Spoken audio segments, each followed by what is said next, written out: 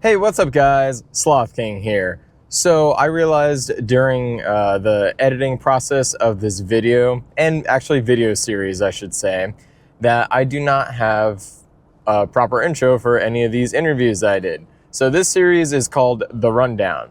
It's pretty much just interviewing someone. They introduce themselves and then they just give me the rundown on the vehicle.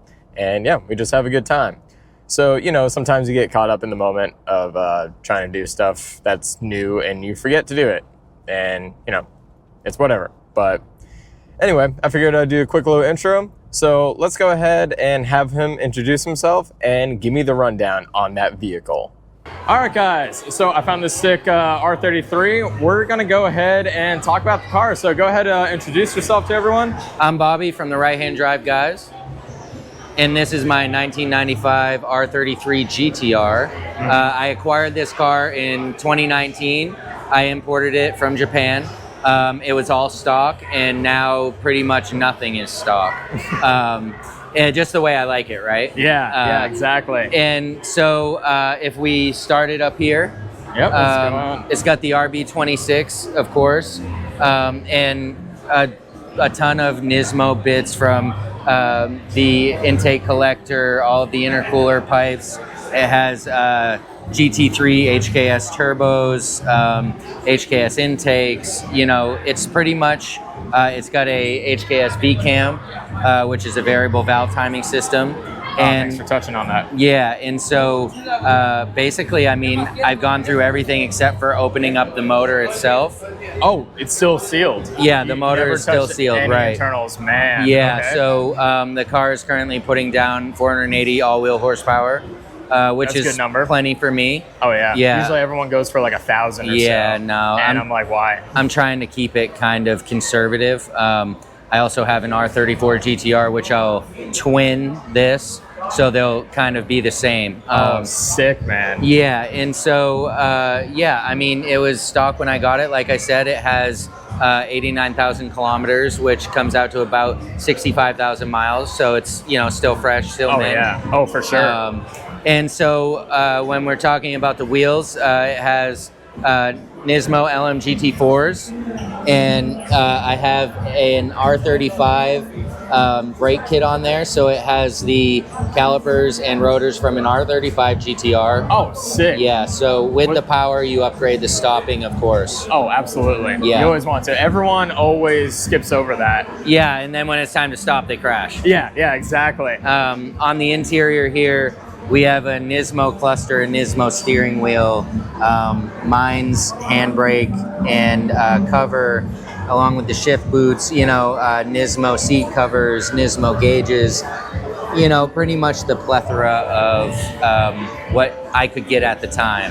Absolutely. Now, if you tried to get a lot of these parts, the price has probably tripled from when I got them in 2019, just based on the demand. Right. Garage active carbon mirrors. Yeah, I noticed these. These are interesting. Do you have an issue, like, since they're like not huge, do you have an issue like seeing out of them? Sometimes, like, it just depends, right? The field of view is definitely not wide. Yeah. But you just got to move your head, right? And you get used to it. It's never really caused me an issue. Right, right. Again, Nismo carbon, pretty much wherever you go, you know, and very clean. This is the same thing I'll do to my R34. I've got a lot of the parts just sitting in a closet like a lot of us do, you know. Yeah. My kitchen cabinets, my wife opens up, tries to get the salt and pepper, there's an intercooler. And it's like, oh, what's going on here? Yeah. I'm glad she's actually cool with that, you know? Yeah. I mean, she's gotten used to it, you know what I mean? I did the LED taillights because these are notorious for having glowing bulbs in the taillights. So I went straight to LED. Oh, I didn't know that about these. So this garnish right here is one of the most rare parts on the car, and it's silly, but if you look right here, that's lit up. You're kidding me. Normally, this is just a white plastic piece that has the skyline embossed, and this was a dealer option back in '95. And so cool. I sourced one and I was able to get it. So wow. How long did it take you to source one of those? Well, I just got it last year. I looked for 4 years, waited. And I just felt like no one else has it, you know, and so there are some like replicas out there, but this is a genuine Nissan part. Oh yeah, dude, Yeah. that is cool. That's the kind of stuff I like to see, like people just like find, because Yeah. I didn't know that kind of stuff like existed for these things. Yeah, and so for a lot of guys like me, the hunt is really the most exciting part of this, right? Yeah. Of course, we love the car, but hunting for these parts that are very hard to find, that's what like is almost like an adrenaline rush. When I finally found that, I about peed my pants, right? I was like, yeah. I'm like, oh my gosh, dude, I need this. I gotta get this now. Is it sold? Are you know? So Yeah. yeah, and you know that it's got a full titanium exhaust, downpipe, you know, a bunch of stuff. I could go all day, right? But yeah. at the end of the day, I want to make sure it was still drivable. You know, like you said, a lot of guys will go for 1,000 horsepower. And you know, I get my kids in here and I got 1,000 horsepower. They're gonna be like, dude, let me out of here. This is crazy. Right. You barely touch on the Right. throttle. You're just Exactly. So 500 horsepower is manageable. I enjoy it. They enjoy it.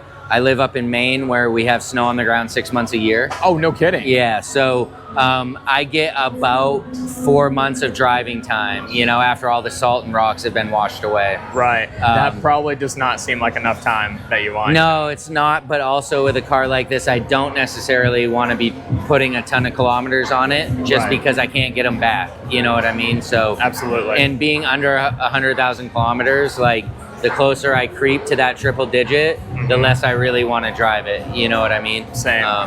So yeah, I mean, that's kind of the car in a nutshell. You know what I mean? Yeah, it's a beautiful car. I love it. And so what are you, you said you're from Maine. Yeah. Are you just down here for Import Alliance? Yeah, so Don, the creator of Import Alliance, has been a super big advocate of our podcast. We've known him since 2007. We were at Import Alliance before it was Import Alliance. I lived down here. I was in the military. I moved to Nashville for like 5 years and spent a lot of time with Don.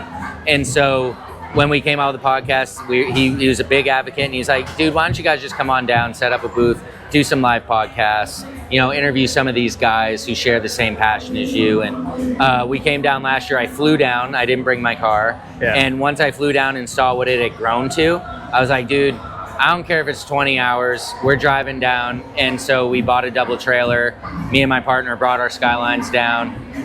And here we are. That is so cool. That's great. So it's been surreal to be able to take the car out around Nashville on the streets that we used to cruise, you know, 15 years ago, and just kind of a lot of nostalgia, right? Yeah, and see what's grown and everything like that. And surprising enough, a lot of the guys that we spent time with back in, you know, 2008, 2009 are still here, you know, and it's been really cool to kind of catch up. And of course now we're like adults, right? Yeah, and we have families and jobs, and it's really cool to kind of catch up over all that. I'm glad you're still like doing all this too, because like, you know, when people like just get busy with their lives, some of the passions like kind of die down a bit. Yeah, this goes to the wayside. Yeah, right? exactly. Yeah. And it's cool to see like people still putting a lot of time into that.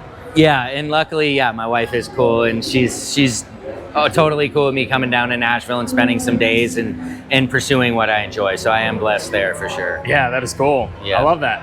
So I just have, you covered a lot of questions. I just have a few questions to ask you. Sure. Do you have any other cars that you plan on scooping up in the future?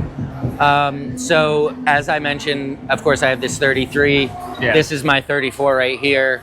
Naturally, I need to get an R32 GTR. That will complete my collection of white GTRs. And after that, it would be an EK9 Civic Type R. Okay, sick. That's what I had back in the day when I was here. Oh, sick. And so I have a 2024 Civic Type R, and I need to get like the EK9 Civic Type R, and then I'm done. Oh, and then sweet. I'm done. Yeah. Are you sure? Are you sure about that? No, I'm not. But I'm going to say that. We're going to say that. And my wife's going to use this against me when I try to buy another one, right? Oh, yeah, absolutely. For sure. So as far as like, if you're going to choose a supercharger, turbo, or naturally aspirated, what would you choose and why?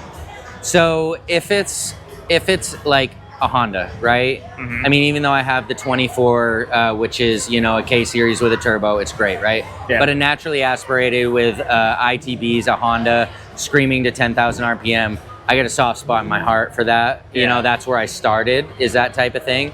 But there's really no denying the power that you can gain from turbos, right? Yeah. I've never really been a supercharger guy, so I don't have much experience there. Same. But I've had a lot of turbo cars, and I like twin turbos, right? Like I easily could have taken this with the big single turbo, and like we said, which a lot of people do. They do, yeah. And I could have had 700 horsepower, but I would have had a ton of turbo lag, right? Right. With these HKS twins, when I hit it, and it's there. Yeah, I don't have this huge spool up top, and it's not like, you know, but it's smooth through the power band, and I really enjoy that. Yeah, you can drive it around. It's comfortable. It's not just a track car. You can go around town. I have tracked it, and it's fun. It's great. You know, I've tracked this one at Fuji Speedway in Japan. I've tracked this one up in New England, and it's awesome, you know, but again, that 10,000 RPM that you can hit in that Honda B series with the ITBs. Oh, that's got to be crazy. It like rumbles your heart, you know what I mean? And so I do really enjoy that. Oh yeah, absolutely. I would too. Yeah.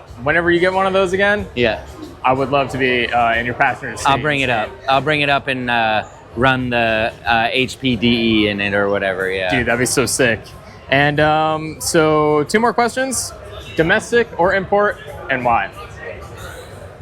Import always. Like when I was growing up, right, like the older generation, of course, domestics, the old schools, the Novas, the Chevelles, and I feel like I wanted to rebel against that, right, because that's what the older people were doing, and I needed to find something different, and that's when these kind of came into play. And it was our generation's thing, you know what I mean? I've never owned a domestic beyond like a truck.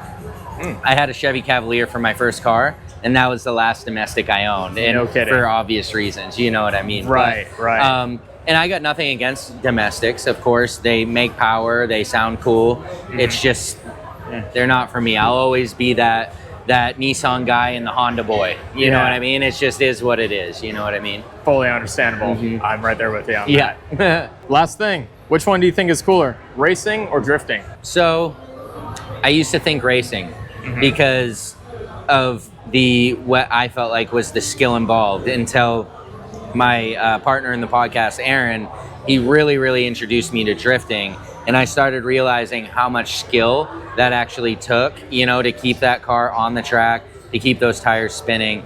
And I really started to admire drifting and started kind of watching it. And, you know, I got to ride along with him and see how much is really going on in the car while you're doing that. And so I really did become like a drifting fan at that point. Oh, that is so And of course, it originating in Japan, that really connected me further. This car is still in Japan, and so I go over 3-4 times a year. I get to drive it. You know, I've put 10,000 kilometers on it in Japan. Memories I won't be able to replace, right? Right. You know, and then when it finally gets here, that's really full circle. You know, having this car is cool, but I've never driven this car in Japan. When this comes over, that's like a whole different thing, right? That's got to be a blast out there. Yeah, it is. It really is. And it's really expanded my network, and I've gotten to meet a lot of cool guys that live over there. And so now when I go over, I already have a whole itinerary because they're ready for me to come over. So it's really been awesome. It really has. I love that. That's so cool. Yeah. And so to wrap this whole thing up, go ahead and tell everyone where they can find you, your podcast, everything, and just say something that you want to let people know at the end. So yeah, you can find me in my podcast at RHDGUYS. You can also search RHDGUYS on Spotify, iTunes, all of that. And my biggest thing is I do this for the kids. Like, if you hung around long enough, you probably would have seen 40 kids sit in my car and get their pictures taken. That's so where cool. Everybody else is like, don't touch my car. Right. For me, like, that's the next generation. And I really feel like if we want this to last, we need these kids to be into it. And if we teach them that these are unattainable, they'll never be into it. And so I advocate for the children to be involved in that sense, because otherwise these will disappear. You know what I mean? They'll just be kept in somebody's garage and they'll never get unleashed. So if you can get a kid into it, or if you can support that, that's the message I get to put out there, man. I love it. Hell yeah. Thank you. Well, I appreciate it for the interview. Absolutely. Hope you have a great night. You too, buddy. Take care. You too. All right, guys. And just like last video, I also don't have a proper outro for this because, you know, things happen. But anyway, I'd like to thank Bobby for his time and letting me interview him. It was pretty sick checking out his R33 and hearing about his R34 that he has over in Japan right now. I cannot wait until he imports that thing because I want to check that thing out in person. And yeah, hopefully we can run into each other again at another car meet, another Import Alliance, whatever. So yeah, if you guys want to go check out his YouTube, his podcast, and all that cool stuff, go check it out. And I'll have his stuff linked below in the description, so you can just go click on it. But anyways, it's like what Benjamin Franklin always used to say: if you're not first, you're last. Or maybe that was someone else. I don't know. Anyways, I'll catch you guys on the next ride.